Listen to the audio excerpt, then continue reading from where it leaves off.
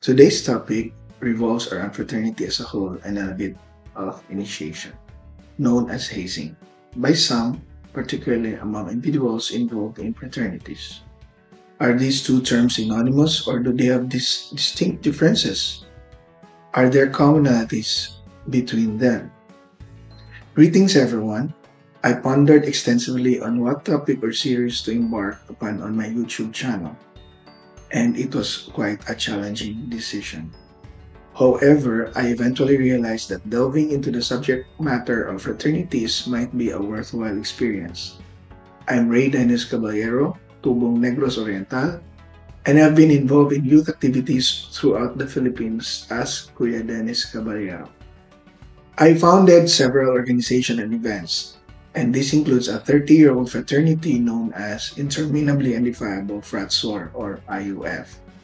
I understand that some may enthusiastically welcome these discussions while others, especially those staunch fraternity members, might question my credibility of my discourse. Please know that I am open to your thoughts and experiences as my first-hand involvement spans only 3 decades.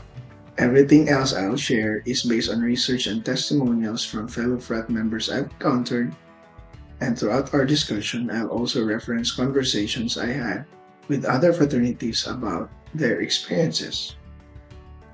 So, another disclaimer, bias ako sa frat, meaning fratman ako at buong buhay ko halos nasa fraternity. Kaya pro-fraternity ako. So, sa lahat ng ayaw sa frat, manood pa rin para makakomment kayo sa baba later and tell me why I am wrong or we are wrong. Sa pagpasok sa mga fraternity dito sa Pilipinas, isang nakakabahalang issue ay ang patuloy na pagkakaroon ng insidente kung saan maraming buhay ang nasasakripisyo dahil sa tinatawag na initiation or hazing. Pero hindi ibig sabihin na statistically all-out wrong na ang initiation. Para bang motorcycle? Dahil ba maraming na-aksidente or namamatay dahil sa paggamit ng motor ay babawal na natin ang motor? Gets nyo? Ito ang spirit ng aking discussion now. Pero sa lahat ng mga fratmen, po sana naman maging wake-up call na to sa atin din. Lalo na sa mga batang fratmen.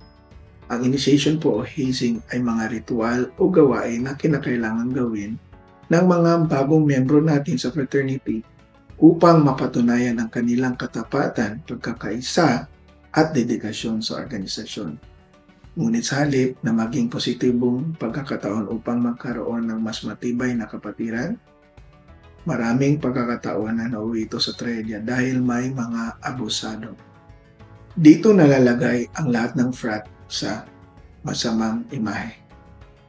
Maraming kwento ng mga kabataan na mamatay o na-injure ng maluba dahil sa sobrang pagpapahirap o pag-physical abuse sa mga initiation rites. Ang ilan sa mga ritual ay labag sa batas, alam natin yan. Ngunit dahil sa impluensya o takot sa fraternity, madalas itong hindi inuulat sa otoridad. Ang malupit na initiation o hazing ay isang nakakabahalang problema sa lipunan. Kaya I repeat, the abuse is the one that is wrong. Sa huli, ang fraternity ay dapat na maging isang lugar ng pag-unlad, pagkakaisa at pag-aambag sa komunidad.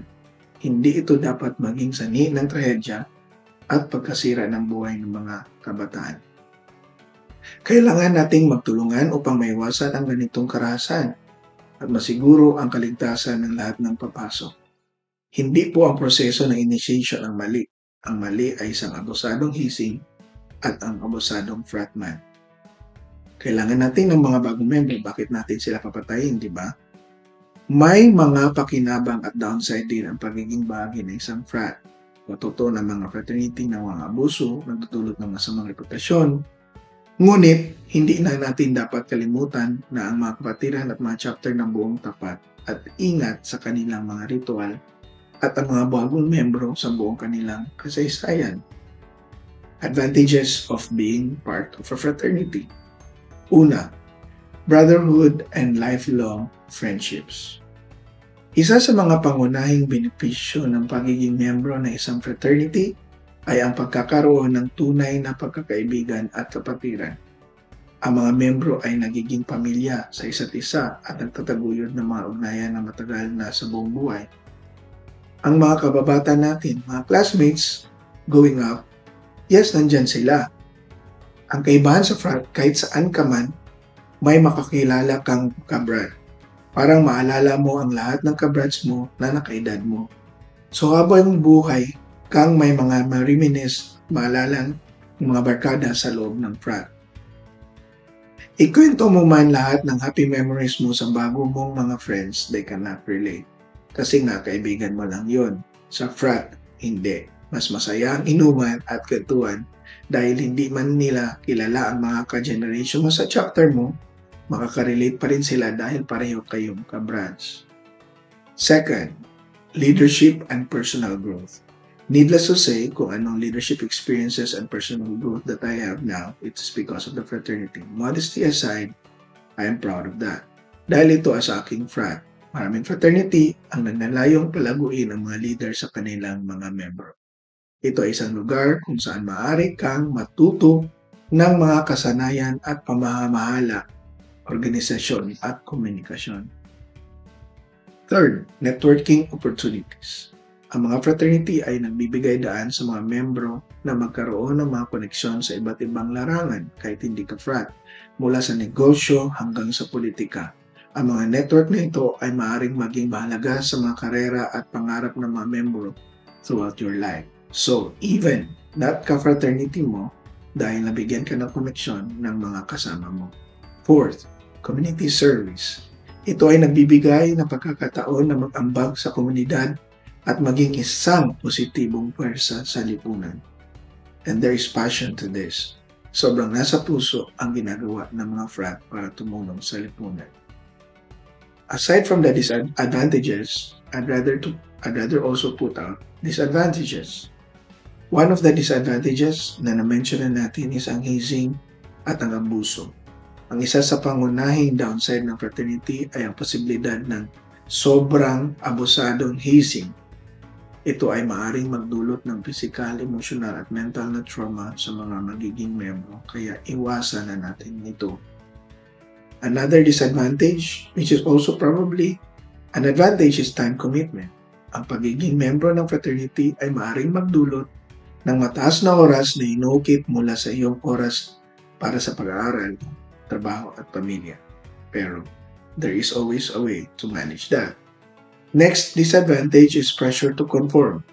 Maaring makaranas ka ng pressure na sumunod sa mga tradisyon at alintuntunin ng samahan kahit pa ito ay labag sa iyong mga paniwala at kagustuhan. That is also partly an advantage, but if hindi ka kaya ma-manage yun, doon ang problema. Next disadvantage is reputation. Ito ay maaring makaapekto sa iyong relasyon sa iba't ibang tao at oportunidad sa hinaharap dahil membro ka ng frat. Kaya pagtulungan natin baguhin ang image ng frat para hindi ito maging disadvantage. Sa kabubuan, mahalaga na malaman na hindi lahat ng fraternity ay pare-pareho. Mayroong mga samahan na nagmamalasakit sa kanilang mga membro at sa komunidad, habang mayroon ding mga fraternity na naging sanhi ng masamang karanasan para sa ilan. Ang pangunahing bagay ay ang mag-ingat at pumili ng fraternity na tugma sa iyong mga halaga at layunin. Tulungan natin baguhin ang image ng fraternity. Alright, that's it.